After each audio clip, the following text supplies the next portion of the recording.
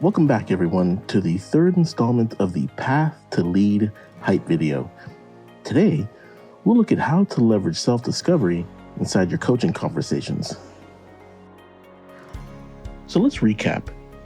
So in the previous hype video, we discussed know your people. And by now, you're probably scheduling your folks 2 weeks out, color-coding your invites, and having more thoughts around how you want to show up and connect with your folks for those sessions. Now let's move over to leverage self-discovery.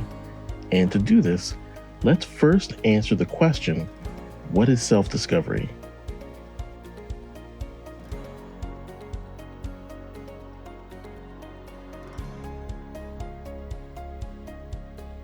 Self-discovery is the ability to identify insights into one's own capabilities and understanding. And when leveraged correctly inside of a coaching conversation, it can unleash another person's ability to think for themselves. A coach's role is to ask questions, provide encouragement, and help their coachee think through their strategies for success or dealing with challenges. By asking open-ended questions, you empower ownership and accountability. Open-ended questions drive learning and create connections in the coachee's mind. It allows the coachee to explore and think about what strategies worked and what strategies didn't. In contrast, a close-ended question can do the opposite. Close-ended questions can lead to yes or no responses.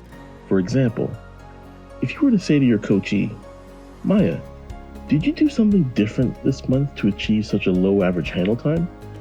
The coachee can respond with a yes or no and not explore what behaviors led to these excellent results.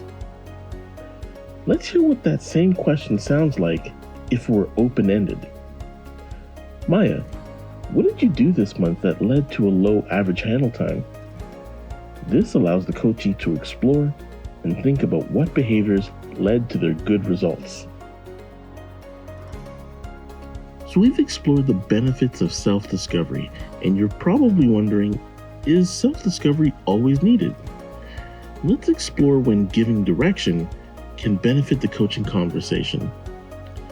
If the solution requires only one answer, for example, a specific action or alignment to a process like authenticating a customer, then giving direction is helpful to ensure compliance from your coachee.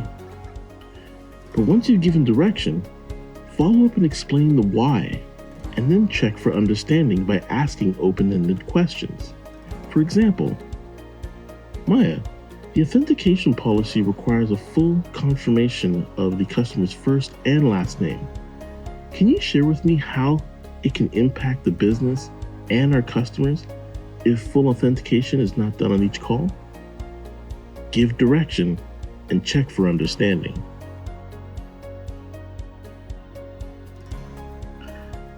Let's explore feedback. Giving feedback should be a collaborative conversation. Let's say you and your coachee are reviewing one of their calls. Before sharing your feedback with the coachee, ask them where they thought they did well on that call. Always start with the positives.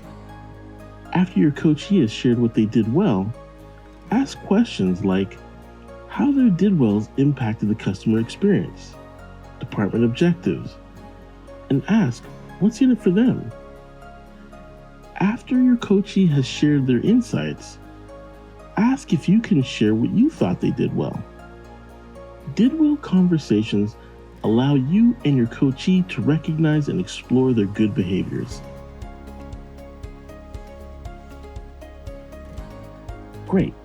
Now that you've both shared the did wells, ask your coachee if there's anything they would do differently. Allow your coachee the opportunity to reflect if there is a specific area they would like to improve. If there is already an area of focus your coachee is working on, be specific. Ask, what would you do differently in the area of average handle time?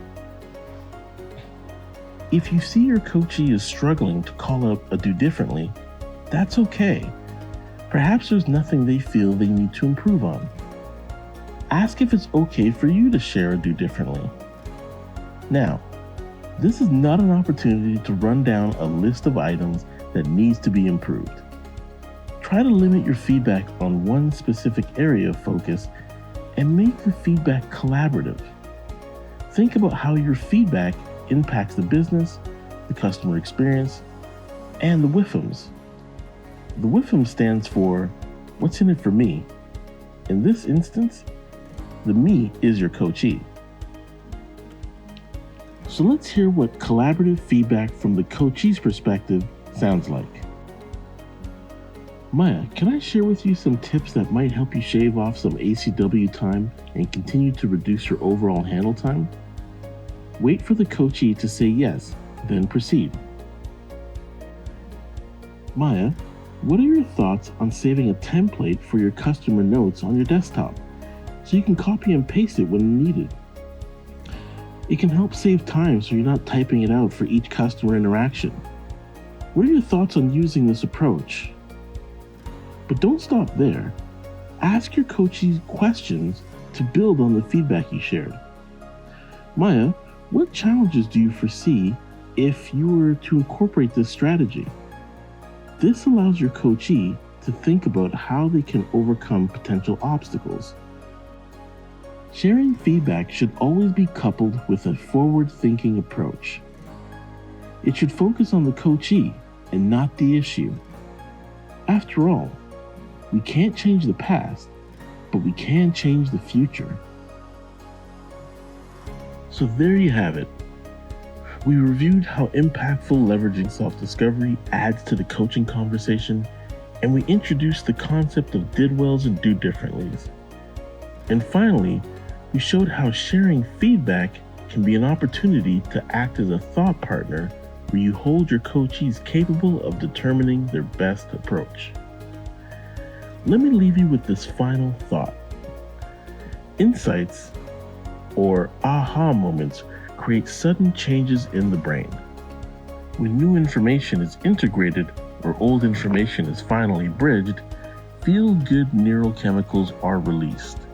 Some insights are powerful enough to create lasting change immediately, while others require ongoing support.